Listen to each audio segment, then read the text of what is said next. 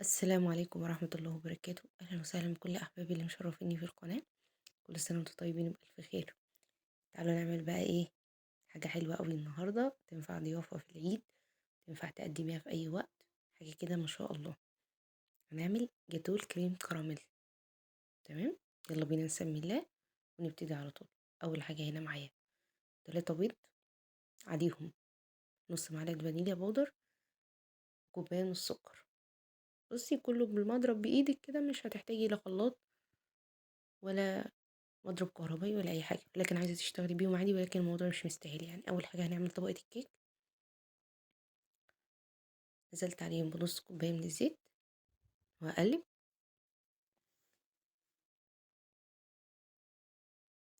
بصوا بايديكي كده، الموضوع بسيط خالص. هنا بقى معايا كوبايه ونص من الدقيق، حطيت عليهم 3 معالق كبار من الكاكاو، عليهم كيس من البيكنج باودر ورشه ملح خفيفه قوي.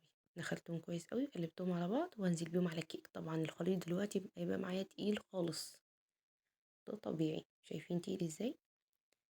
اعمل ايه بقى؟ دي كوبايه ميه مغليه، كوبايه ميه مغليه وهي سخنه كده هتنزلي بيها على الخليط. هقلب بقى، هيبقى سائل معايا خالص، هيتحول لشوكولاته.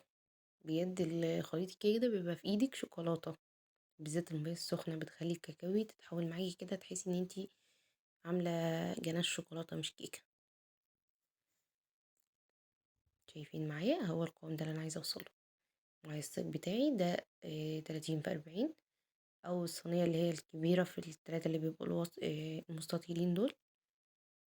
حطيت فيها ورق زبدة من تحت عشان يعني ايه تبقى سهلة، هشيلها واقلبها وكده تبقى سهلة معايا. هنزل في الخليط، هنزل بالخليط في الصينية بتاعتي وهوزعه كويس. طبعا انا عاملة صينية كبيرة لاني مش عايزة الطبقة تبقى كبيرة قوي، فاهميني؟ عايزة طبقة تبقى رفيعة كده. هدخل بيها على فرن مسبق التسخين، هتاخد معايا حوالي 20 دقيقة بالظبط. هولع الفرن من تحت بس، مش هولع الشواية خالص، على درجة حرارة وسط. يعني حوالي 20 دقيقة بالظبط، مش اكتر من كده. نعمل بقى طبقة الكريم كراميل عشان يسيبه يبرد. معايا هنا حوالي لتر من اللبن، هنزل عليه بكيسين من الكريم كراميل. ده كان معايا لتر الا شوية، يعني ممكن لتر الا ربع، عشان عايزة يعني القوام يبقى متماسك اكتر. طبعا الكريم كراميل ما بنحطلوش سكر، دوبته كله على البارد وهرفعه على النار لحد ما يغلي، وانا بقلب مش هسيبه يغلي بس معايا، وهسيبه بقى ايه، اطفي عليه واسيبه لحد ما يبرد خالص. نعمل بقى طبقة كريم شانتيه او طبقة الكريمة.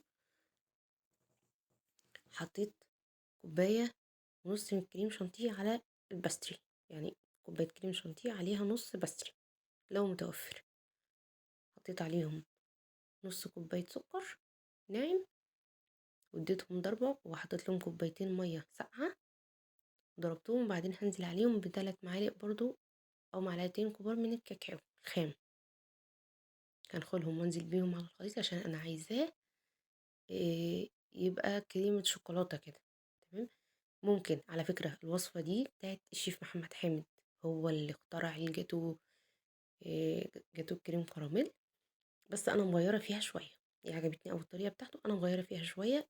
هو الكريمه حط عليها جناش شوكولاته خالص، لكن انا هنا عاملاها بالكاكاو، يعني اقتصادي شويه. تمام. هضربه كله وادخله بقى التلاجة يتماسك.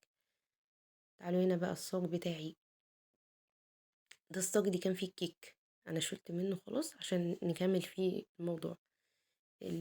اكياس الكراميل اللي بتبقى مع الكريم كراميل في الباكت دي، هاخدهم وانزل بيهم فين؟ بقعر الصينيه. هتحطي ستريتش، هتحطي كيس ابيض تلاجة عادي تفتحيه كده وتحطيه، يبقى نضيف تحت عشان يبقى الموضوع معاكي سهل برضو في القلب والكلام ده. هنزل هعمل الكريم بتاعي زي خطوط كده، الكراميل هعمله زي خطوط كده. وهنا بقى ايه، الكريم كراميل بتاعي خلاص برد خالص. طبعا هو برد بس لسه مش بيتماسك خالص غير لما بيدخل التلاجة ويبرد خالص. هنزل عليه على على الكراميل، بس يعني ايه، متنزليش بيه مرة واحدة عشان ما يبوظ الدنيا كلها ببعضيها. انزلي بيه شوية شوية كده على الكراميل، وخلصه بقى كله وادخله التلاجة. يعني ساعة ولا حاجة كده لحد ما يمسك، تحسي ان هو تماسك معاكي وخلاص. وهطلعه زي ما انتوا شايفين تماسك كده، وانزل عليه بقى ايه طبقة كريمة. حاول ان انا افردها بالراحة خالص، خليكي وراها لحد ما تفرديها بالراحة خالص. حاولي بقى تفرديها على على الكريم كراميل كله زي ما انتوا شايفين كده، وسويها بقدر المستطاع. بعدين هنزل بطبقة الكيك بتاعتي، تبقى هي دي الطبقة التالتة.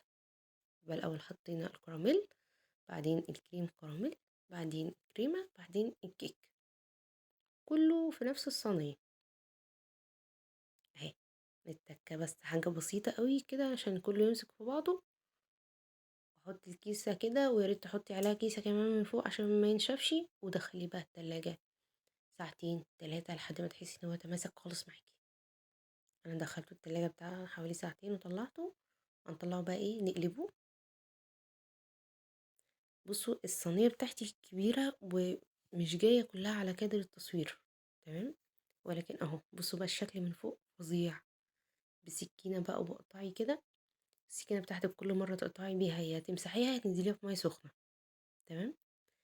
عايزة اقول لكم ان شكله فظيع. هينفع معاكي بقى في العيد، قدميه لضيوفك، اعمليه لولادك.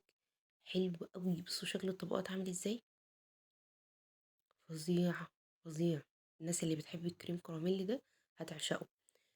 الناس بقى اللي مش بتحب الكريم كراميل ممكن تعمل بجيلي، بأي نوع، جيلي فراولة، أناناس، تفاح، أي حاجة انت عايزاها اعمليه بيها لو مش عايزة تعملي كريم كراميل.